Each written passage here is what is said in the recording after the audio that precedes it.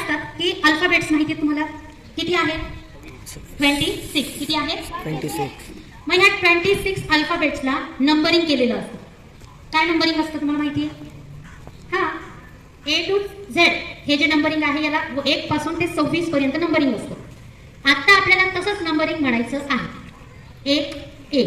2 B 3 C असं 26 पर्यंत झालं त्याच्यानंतर बघा आता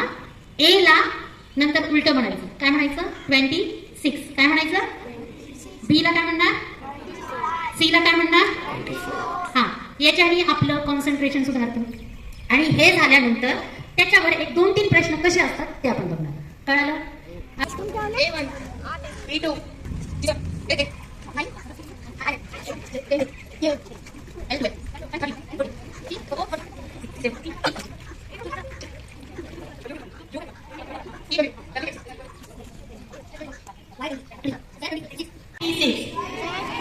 हा Y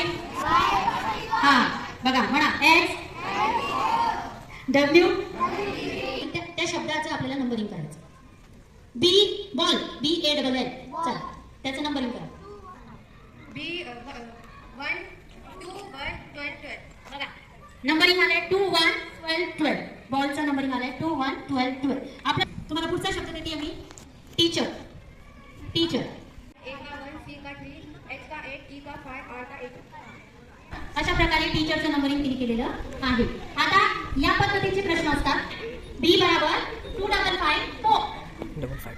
नॉट बराबर क्या बघा 4157 आता उलटा नंबरिंगचा प्रश्न कसा असतो जर आपल्याला प्रश्न विचारला की बरोबर आता उलटा नंबरिंग करा 5 21 21 ओके तो पूछा जाता तो फिर ड्रॉप पर बोले तो क्या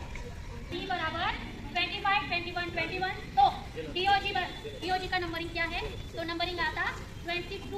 12 20 ये नंबरिंग आता तो या पद्धतीचे प्रश्न सोडवण्याचा आपण प्रयत्न करायचा आपल्याला एक कमी वेळामध्ये आणि वर्गातल्या वर्गात येण्यासाठी ऍक्टिव्हिटी आहे की नाही वर्गात आपल्याला कोणी सोबतही नसले तर आपल्या एकट्यासाठी छान ऍक्टिव्हिटी आहे की नाही आपण स्वतःच असे प्रश्न निर्माण करायचे आणि स्वतःच असा खेळ खेळायचा आहे